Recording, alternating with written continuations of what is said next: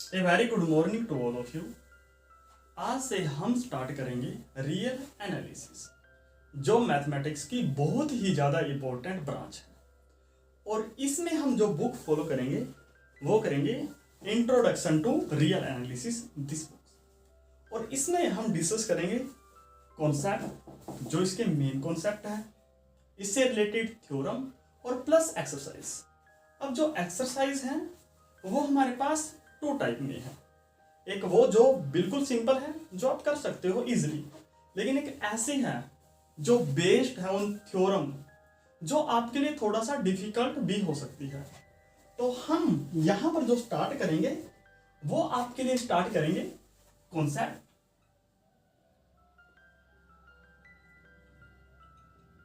और फिर स्टार्ट करेंगे इसमें डिस्कस करेंगे थ्योरम, और फिर जो चैप्टर की एंड में या टॉपिक की एंड में है वो है एक्सरसाइज। लेकिन एक्सरसाइज में भी हमारे पास दो प्रकार की प्रॉब्लम मिलेंगी। एक तो वो जो बिल्कुल इजी होंगी, वो आप इजीली कर सकते हो, और एक वो जो प्रॉब्लम क्रिएट करेंगी, एक ये जो आप बोल सकते हो डिफिकल्ट होंगी। तो मैं इस लेक्चर में डिस्कस करूंगा कॉन्सेप्ट, थ्योरम और एक्सरसाइज का वो पार्ट जो आपके लिए डिफिकल्ट होगा। तो चलिए स्टार्ट करते हैं with the concept of set. तो सबसे पहले जो कॉन्सेप्ट है दैट इज द सेट। तो हमें पता होना चाहिए what is mean by the set. तो मैं सबसे पहले एक डेफिनेशन लिख लेता हूं, जैसे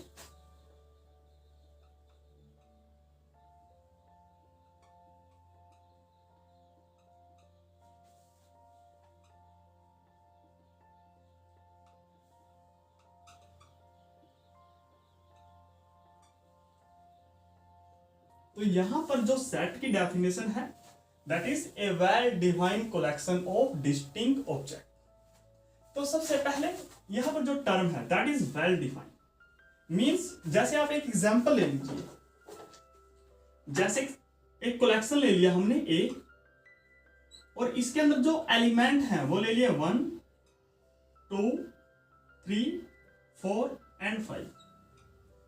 तो आप यहां क्लियरली बता सकते हो कि जो 3 है ना, ये तो मेंबर है सेट ए का, लेकिन जो 6 है ये मेंबर नहीं है सेट ए का। और जो कंफर्म हो कि हम बता सकें क्लियरली कि ये इसका मेंबर है और ये इसका मेंबर नहीं है, तो उसको बोलते हैं हम वेल डिफाइंड। मींस जो ये सेट है वो सभी के लिए सेम होगा, आपके लिए भी सेम होगा, मेरे लिए भी सेम होगा, और सभी जो वर्ल्ड में है उन सभी के लिए सेम होगा। लेकिन अगर मैं दूसरा एग्जांपल लूं, जैसे collection of best book of mathematics,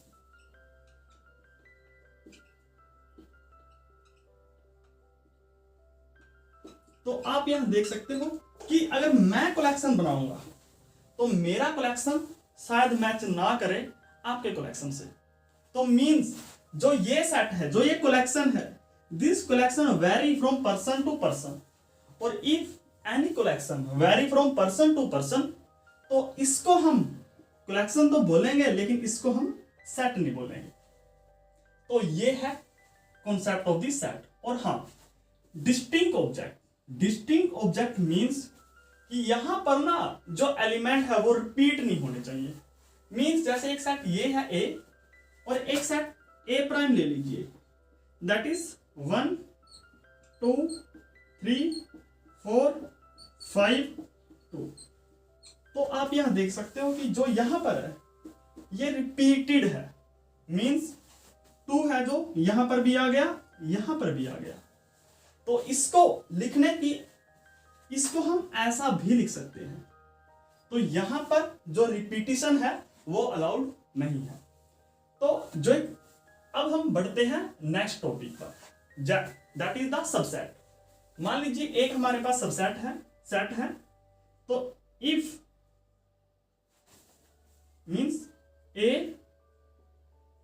subset होगा बी का। इसको लिखते हैं ऐसे हैं, A is a subset of B if and only for all x in A, this means x B में भी होगा। मीन्स अगर कोई एलिमेंट ए में है तो बी में भी हो तो उसको हम बोलेंगे A is a subset of B and this is the definition of a set. और यहां से एक इंपॉर्टेंट डेफिनेशन आई, वो यहां पर ये है इक्वल सेट की।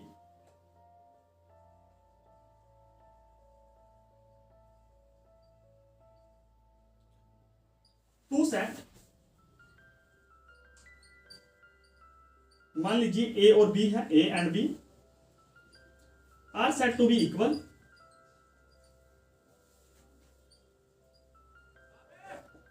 if and only if A is a subset of B and B is a subset of A। Means अगर हमारे पास दो सेट हैं that is A और B and if they are equal means that is written as A equal B। तो अगर हमें यह prove करना है कि सेट A इक्वल है सेट B के, तो हमें दो कंडीशन प्रूव करनी होगी। First is that A is a subset of B and B is a subset of A। और जो ये डेफिनेशन है वो बहुत ही ज्यादा इंपॉर्टेंट है और कई बार जो हमारे पास थ्योरम होगी उसको प्रूव करने के लिए हम इस कॉन्सेप्ट का यूज करेंगे। और हमारे पास कुछ स्टैंडर्ड नोटेशन है सेट्स की, जैसे the first set is that is the set of natural number. तो नेचुरल नंबर में जो एलिमेंट होंगे that is 1 2 3 4 5 that is all. और इस सेट को हम बोलते हैं the set of natural number.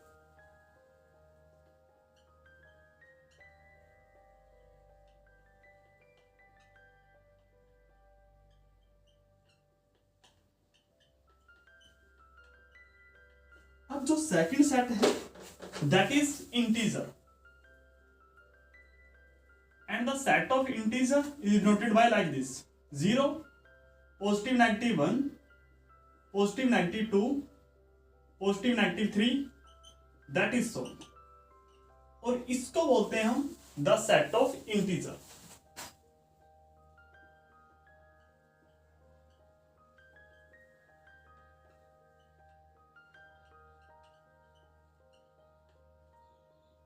अब जो नेक्स्ट है that is Q and Q is वो सभी element which is of the form p by q where p and q are integer and जो नीचे वाला है that is q that do not equal to 0।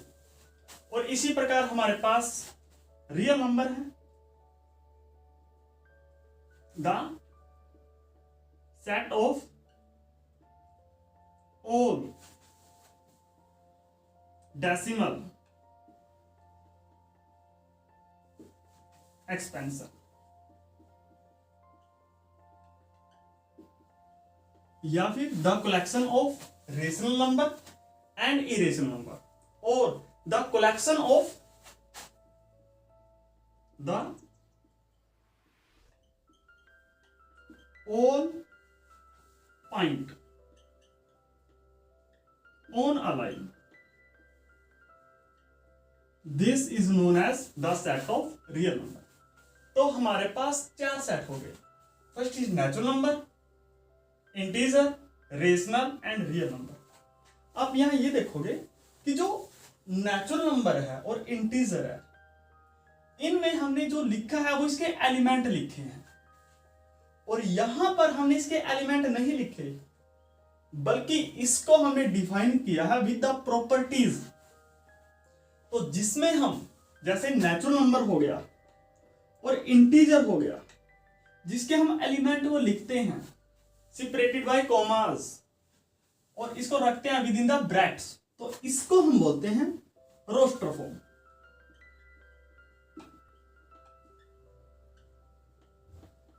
और जिस set में उसकी प्रॉपर्टी से डिफाइन करते हैं is known as set builder form. जैसे रेशनल नंबर हो गया और रियल नंबर होगा, इसको जो रिप्रेजेंट किया है that is set builder form.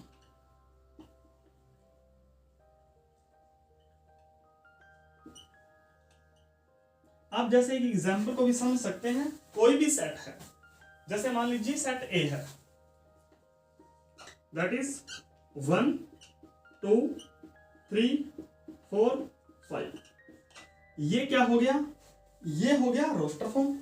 और अगर हम इसको प्रॉपर्टी से डिफाइन कर दें, जैसे n वो नेचुरल नंबर लेने हैं जो 1 से स्टार्ट हो और 5 तक हो, तो जो ये सेट है this set is set builder form, और जो ऊपर वाला है this is known as roster form.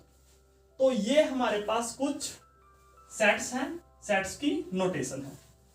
अब चलिए हम डिस्कस करते हैं ऑपरेशन ऑन अ सेट, जैसे यूनियन हो गया, इंटरसेक्शन हो गया, कॉम्प्लीमेंट हो गया। तो जो फर्स्ट है that is the union of two set. तो फर्स्ट है union of A and B, A1 and A2 ले लो आप।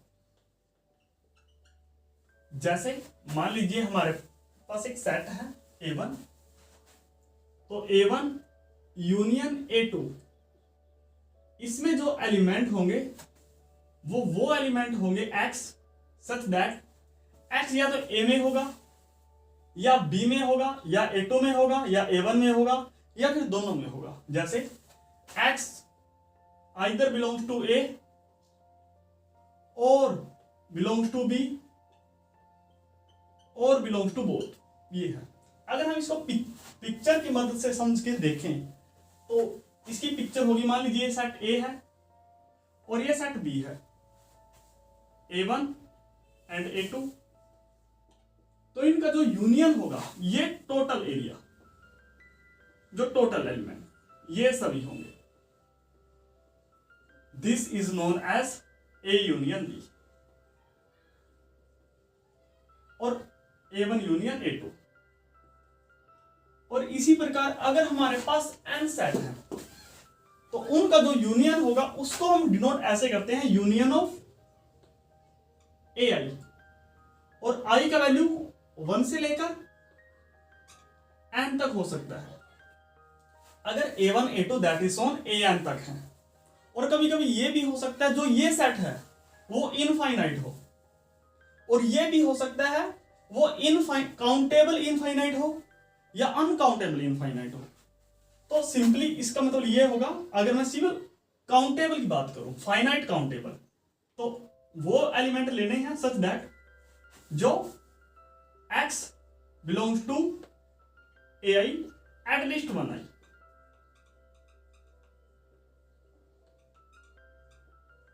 मीन्स जो X यहां पर है वो कम से कम एक AI में तो हो। इसी प्रकार अगर हम इंटरसेक्शन की बात करें तो A1 इंटरसेक्शन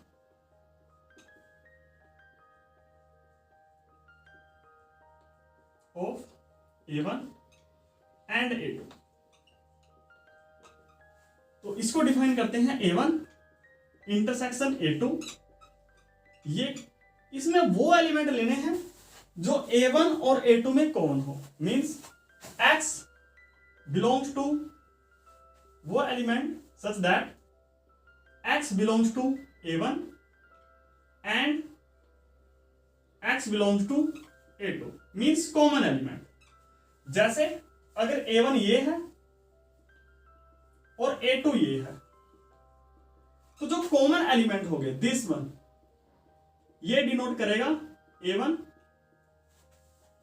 इंटरसेक्शन A2। और अगर हमारे पास n नंबर ऑफ सेट है तो उसको हम डिनोट ऐसे करते हैं, इंटरसेक्शन ऑफ AI I 1 से लेकर n तक, और ये होगा वो एलिमेंट लेने हैं जो सभी में कॉमन हो। तो x such that x belongs to ai for all i, means जो x है वो सभी में होना चाहिए, लेकिन यहां पर ऐसा नहीं था। यहां पर अगर किसी एक में भी x है तो वो इस कलेक्शन में आएगा, लेकिन यहां पर अगर सभी x वो लेने हैं जो सभी में हो, ये आप डिफरेंस रखना। और थर्ड है ए कॉम्प्लीमेंट बी, कॉम्प्लीमेंट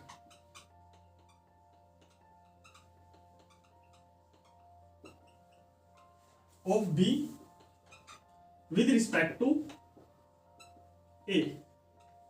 तो इसको लिखते हैं ए कॉम्प्लीमेंट बी या फिर ए कॉम्प्लीमेंट बी, ऐसे। तो ये इक्वल होगा वो एलिमेंट लेने हैं ए में जो बी में ना हो, such that x is not in B. तो ये होगा ए कॉम्प्लीमेंट बी। देख, मान लीजिए जैसे ये ए सेट है और ये बी सेट है, तो हमने ए कॉम्प्लीमेंट बी में वो एलिमेंट लेने हैं जो ए के तो हो लेकिन बी के ना हो। तो मीन्स इस सभी को छोड़ दो तो ये मिलेगा।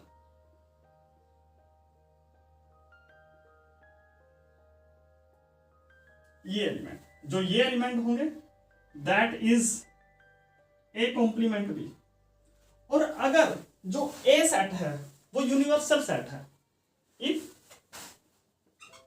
ए मान लीजिए यूनिवर्सल सेट है, तो इस सेट को ए कॉम्प्लीमेंट बी, इसको हम ऐसे भी लिखते हैं बी कॉम्प्लीमेंट, और वो इक्वल होता है वो एलिमेंट लेने हैं यू से सच दैट एक्स does not belongs to B. ये सेट होता है।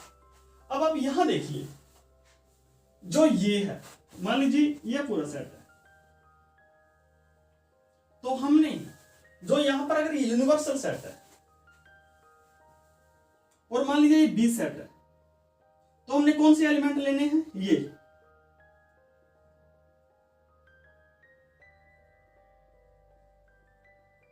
ये एलिमेंट लेने हैं जो बी कॉम्प्लीमेंट में होगा। तो आइए अब हम आगे कुछ थ्योरम्स, जो मेंस थ्योरम है इन सेट थ्योरी, उसको डिस्कस कर लेते हैं। तो ये है हमारे पास most important theorem in set theory, और इसको बोलते हैं हम डी मॉर्गन्स लॉ। तो फर्स्ट मैं करूंगा, सेकंड आप खुद कर लेना। तो चलिए मैं बी को कर देता हूं, क्योंकि फर्स्ट का प्रूफ बुक में है और सेकंड है जो वो एक्सरसाइज है एक्चुअली में क्वेश्चन नंबर 4। तो देखिए, अब हमने ये दो सेट प्रूव करने हैं कि ये इक्वल है। दैट मीन्स हमने प्रूव करना होगा कि जो फर्स्ट सेट है is a subset of second and second is a subset of first. तो ये दो चीजें प्रूव करनी। तो इसके लिए हम ये लेकर चलेंगे कि x का एलिमेंट, कोई एलिमेंट ले लो इस सेट का और प्रूव कर दो इस सेट में, और फिर इस सेट का कोई एलिमेंट ले लो और ये प्रूव कर दो कि इस सेट का एलिमेंट है, तो हो जाएगा। तो देखिए, let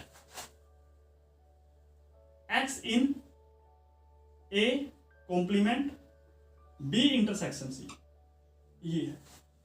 this mean x a में तो होगा, but x does not in b intersection c. That means x belongs to a। अब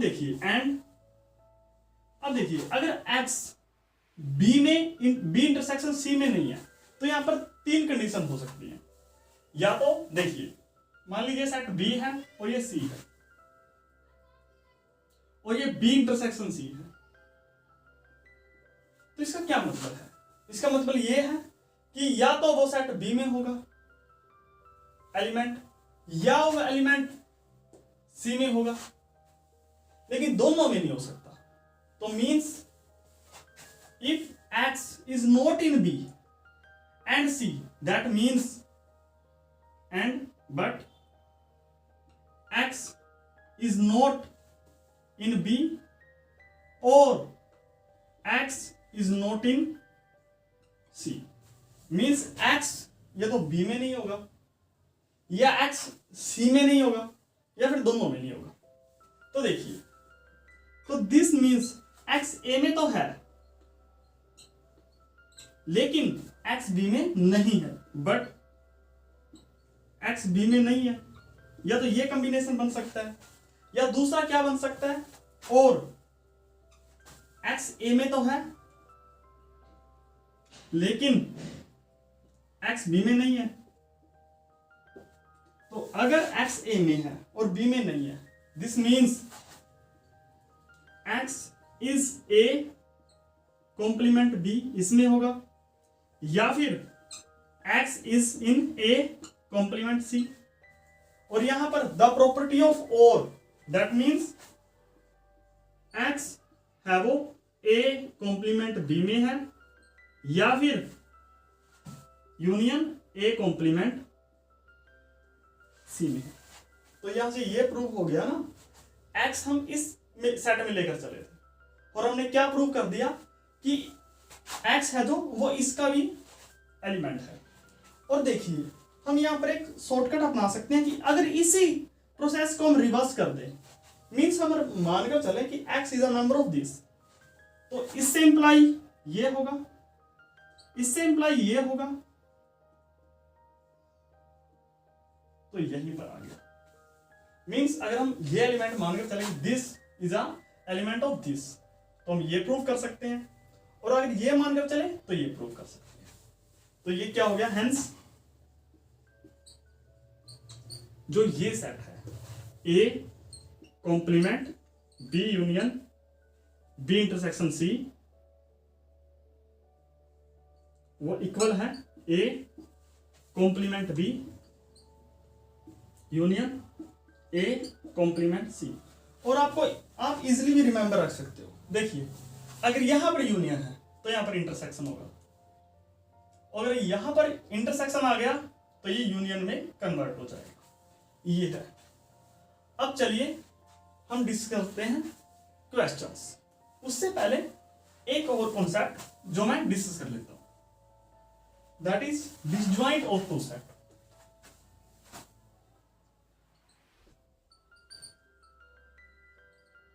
डिसजॉइंट मीन्स नॉट ज्वाइंट।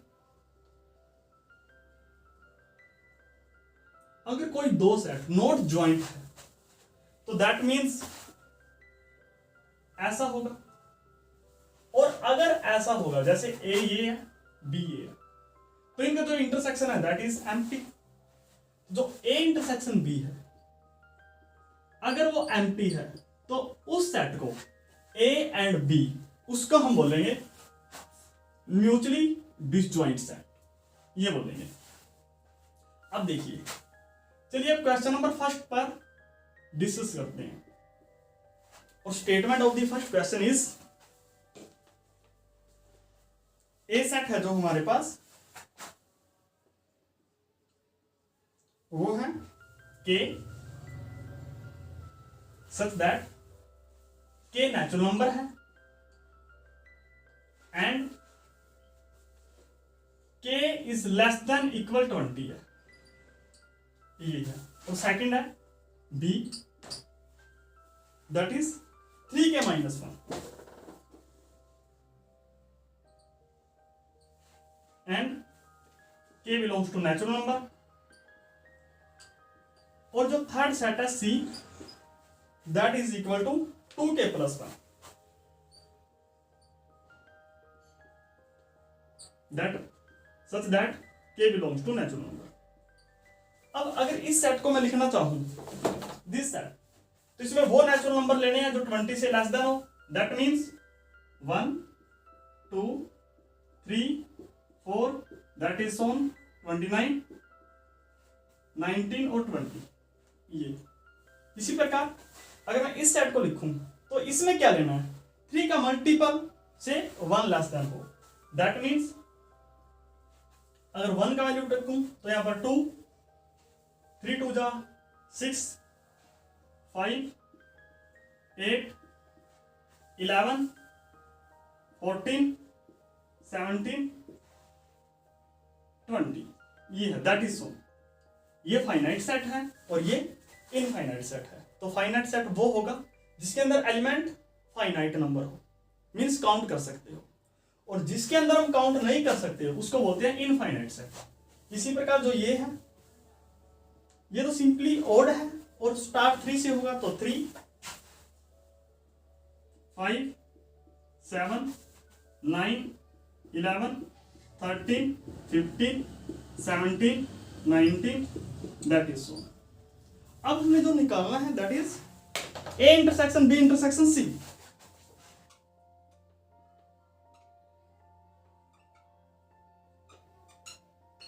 तो यहां पर जो A intersection B intersection C में एलिमेंट होंगे सबसे पहले वो 20 से लेस देन होंगे। तो आप इन दोनों में सबसे पहले कॉमन निकाल लीजिए। तो यहां पर 2 कॉमन नहीं है, 5 कॉमन है तो 5, फिर 8 कॉमन नहीं है, 11 है तो 11, 14 कॉमन नहीं है, 17 है तो 17। तो ये एलिमेंट है। अब देखिए इन दोनों में ये एलिमेंट कॉमन आ गए और इसमें तो एलिमेंट है ही है, तो जो A intersection B intersection C वो ये होगा। इसी प्रकार आप पार्ट बी और पार्ट सी इसको खुद से सॉल्व इजिली कर सकते हो। अब क्वेश्चन सेकंड है, and the statement of the second question is let A this set है और 5 दिस सेट है, तो ए इंटरसेक्शन बी और ए कॉम्प्लीमेंट बी, ये आप इजिली सोल्व कर सकते हो।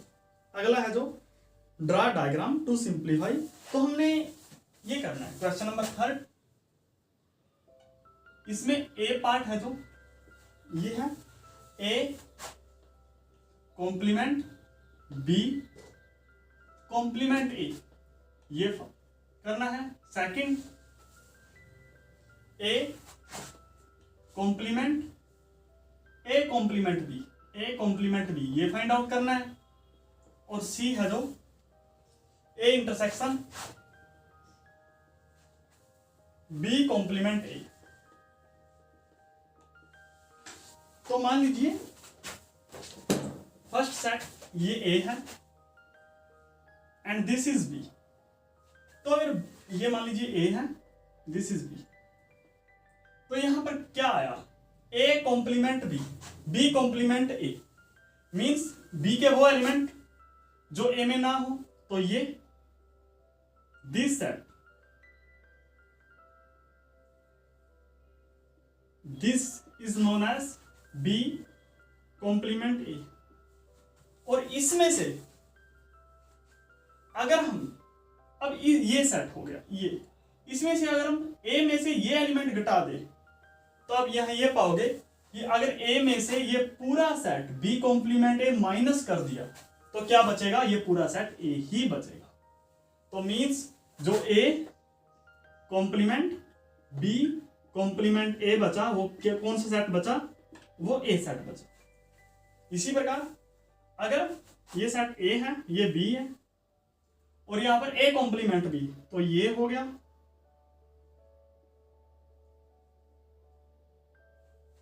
ये हो गया ए कॉम्प्लीमेंट बी, ये ए है, दिस इज सेट बी। और अब अगर इसमें से हम ए में से ये सारा पार्ट ही रिमूव कर दे तो क्या बचेगा, कुछ नहीं, that means empty, means A complement B, that is 5। और थर्ड देखिए B intersection B complement A, ये सेट है। और अगर मैं इसको ए के साथ इंटरसेक्शन लूं तो यहां पर ये देखिए आप बी कॉम्प्लीमेंट ए और सेट ए में से क्या कुछ कॉमन है, नहीं, मींस ये भी क्या है, 5 है, और ये सेट क्या है, ए सेट। ये सिंपल रिप्रेजेंटेशन है ऑफ द वेन डायग्राम। आगे देखिए क्वेश्चन नंबर 4। क्वेश्चन नंबर 4 ये है, if A and B are sets so that A is a subset of B if and only if A intersection B equal A है। तो A is a subset of B if and only if A intersection B वो कितना है, वो ए है। ये question number है 4। तो हमने ऐसा प्रूफ करना है, मान लीजिए ये लेकर चल दिया तो हमने ये प्रूफ करना है कि ये इक्वल है, या फिर ये लेकर चल गए तो ये प्रूफ करना है ये है। तो सबसे पहले नेसेसरी कंडीशन,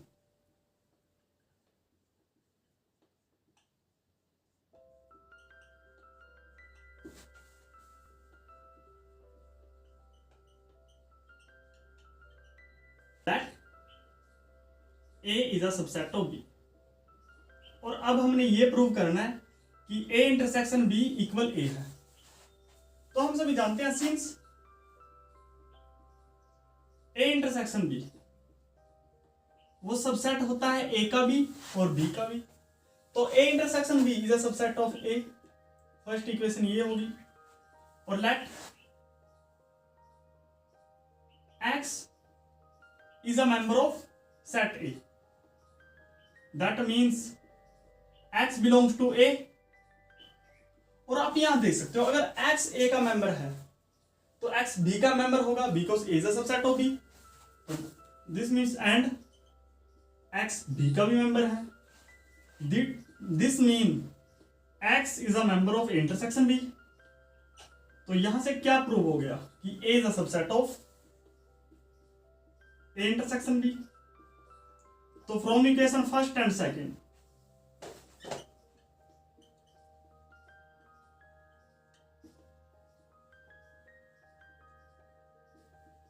तो हमें मिलेगा A equals A intersection B। अब देखिए अगर हम ये मान लें कि A equal A intersection B है तो क्या प्रूफ करना होगा, A is a subset of B। तो कंडीशन इज sufficient।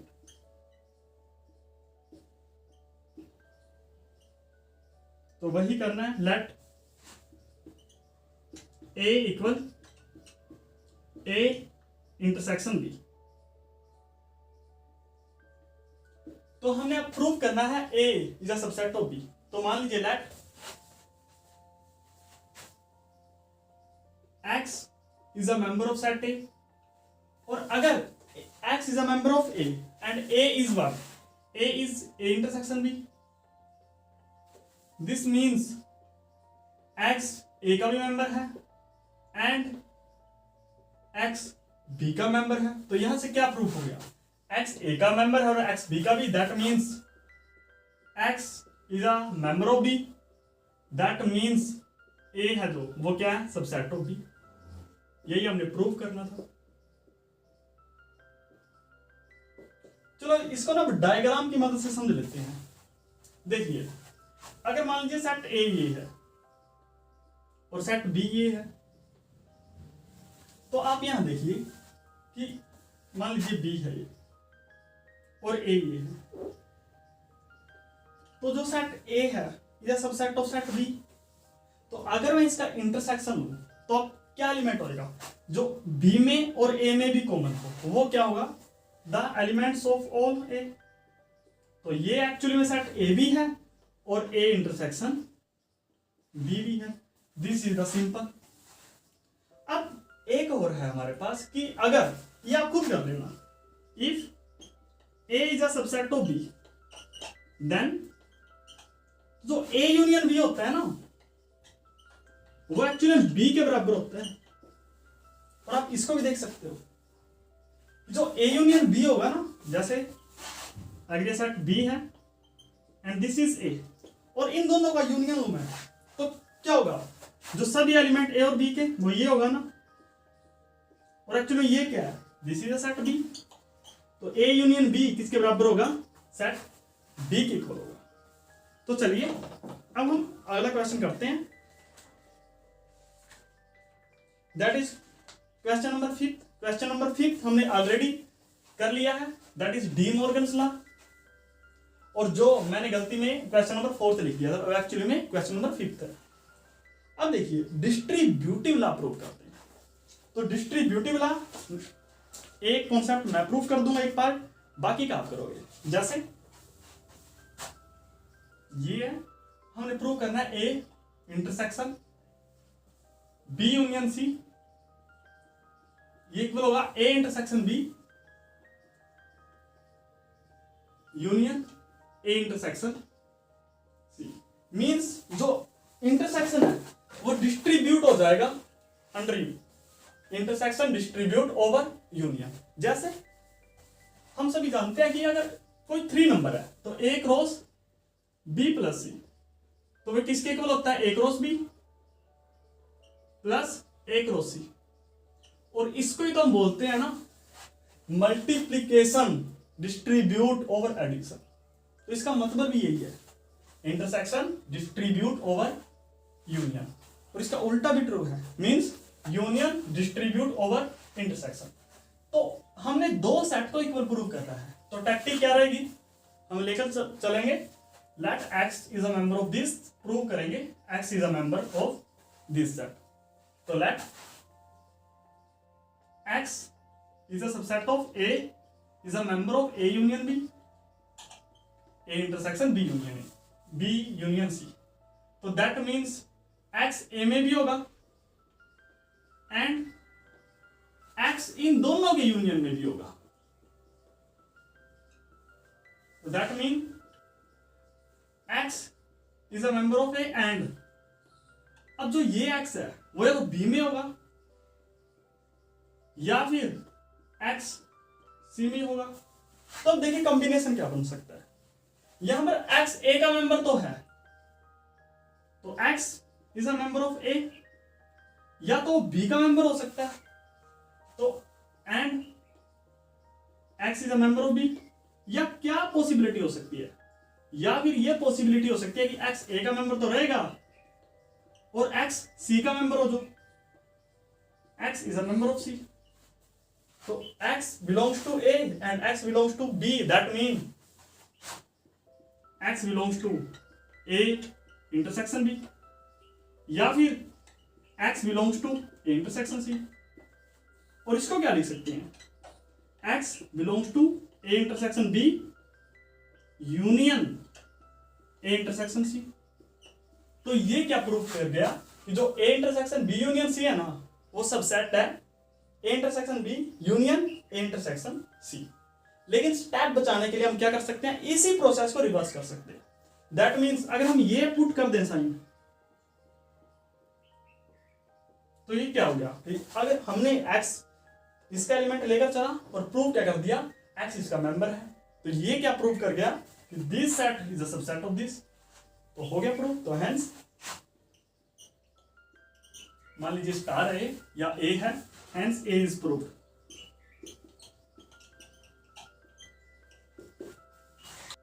चलिए अब क्वेश्चन नंबर 7 सोल्व करते हैं। And the statement of that question is the symmetric difference of two sets A and B is the set D of all elements that belongs to either A or B but not both.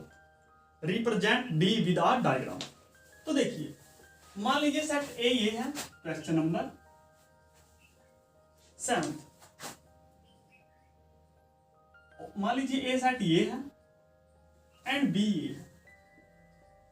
तो देखिए X either belongs to A और either belongs to B, लेकिन intersection में नहीं है। Means x यहां पर तो नहीं है, तो एक्स या तो यहां पर होगा या यहां पर होगा। तो अगर एक्स यहां पर है तो इस सेट को हम बोलते हैं ए कॉम्प्लीमेंट बी। ये सेट बच गया ए कॉम्प्लीमेंट बी, और ये सेट बच गया ए बी कॉम्प्लीमेंट ए।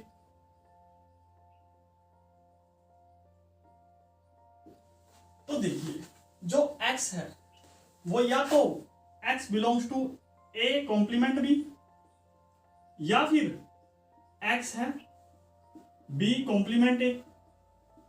और इसको हम ऐसा भी लिख सकते हैं कि जो x है वो कहां पर है? a कॉम्प्लीमेंट b में है यूनियन, या फिर b कॉम्प्लीमेंट a में है। और यही तो है हमारे पास है d।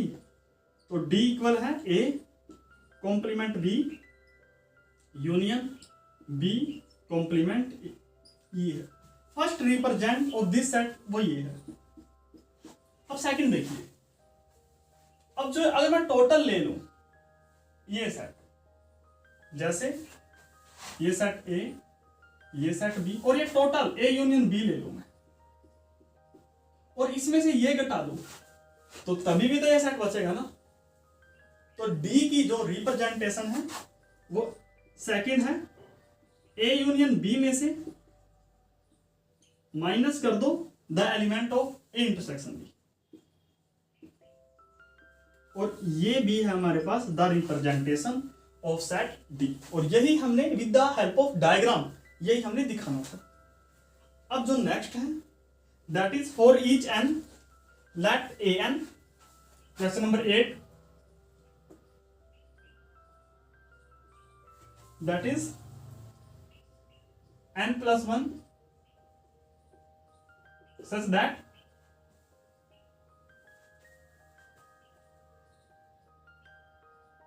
n plus 1 into k such that k belongs to natural number। तो हमने a1 intersection a2 find out करना है। तो देखिए अगर मैं a1 निकालूं तो a1 आएगा, n का वैल्यू 1 रखो, तो 1 plus 1 into 2 means 2k such that k belongs to natural number. यहां पर क्या हुआ, यहां पर ये है कि a1 है जो वो सेट ऑफ इवन नंबर है, मीन्स 2 4 6 8 10 दैट इज सो। इसी प्रकार अगर a2 निकालूं तो a2 आएगा 2 प्लस 1 इंटू के means 3k such that k is natural number. तो ये क्या है, मल्टीपल ऑफ 3, तो मीन्स 3 6 9 12 15 दैट इज सो। तो अब देखिए जो a1 इंटरसेक्शन a2 है वो क्या है, वो तो 2 का भी मल्टीपल होगा और 3 का मल्टीपल होगा। अगर 2 और 3 दोनों का मल्टीपल है दैट मीन्स वो मल्टीपल 6 होगा, और आप यहां देख सकते हो 6 6 कॉमन है, 6 का मल्टीपल। इसी प्रकार 12 भी कॉमन है, तो यहां पर होगा मल्टीपल ऑफ 6 के सच दैट के बिलोंग्स टू नेचुरल नंबर। ये है फर्स्ट पार्ट। अब जो सेकंड है दैट इज हमने निकालना है union of A N such that N belongs to union of A N such that N belongs to natural number and intersection of A N such that n belongs to natural number. अब इस set को देखिए आप, an क्या represent करता है, an represent the multiple of n plus 1, यही है ना। तो देखिए तो यहां पर जो ये है an is a multiple of n plus 1 means 2 का मल्टीपल, 3 का मल्टीपल, 4 का मल्टीपल, 5 का मल्टीपल, उन सभी का क्या लेना है, यूनियन लेना है। और अगर मैं 2 का मल्टीपल, 3 का मल्टीपल, 4 का मल्टीपल, 5 का सभी का मल्टीपल लूं, लेकिन यहां पर 1 का मल्टीपल नहीं है, तो यहां पर जो ये सेट होगा वो 2 का मल्टीपल होगा, तो 2 के सारे मल्टीपल होंगे, 3 के मल्टीपल होंगे, 4 के मल्टीपल होंगे, 5 के मल्टीपल होंगे, सभी के मल्टीपल होंगे। तो ये क्या है, ये एक्चुअल में नेचुरल नंबर तो है, लेकिन यहां पर क्या है, यहां पर 1 एलिमेंट नहीं है। तो union of N represents natural number complement 1 means इसमें 1 नहीं है। इसी प्रकार आप यह देखिए, ये रिप्रेजेंट करता है 2 का मल्टीपल भी लेना है, 3 का मल्टीपल भी लेना है, 4 का मल्टीपल भी लेना है, 5 का मल्टीपल भी लेना है, सभी के मल्टीपल लें। और अगर हम सभी के मल्टीपल लें तो ये देखिए जो ये मिलेगा हमारे पास, ये हमारे पास चलता चलता रहेगा, तो ये 5 हो जाएगा। क्यों? क्योंकि अगर मान लीजिए हमने 2 का मल्टीपल ले लिया और 3 का मल्टीपल ले लिया, तो किसका ये क्या होगा, A1 intersection A2 that means 6 का मल्टीपल। तो 2 और 3 का मल्टीपल कैंसल। इसी प्रकार अगर हम 3 और 4 का मल्टीपल लें मीन्स 12 का मल्टीपल, तो ऐसे ऐसे ये चलता रहेगा और ये कहां तक पहुंच जाएगा, जो इसका कलेक्शन होगा दैट इज 5 मीन्स इसका कलेक्शन एम्प्टी होगा। और आज का हमारा लेक्चर है जो वो यहीं तक था। तो थैंक यू।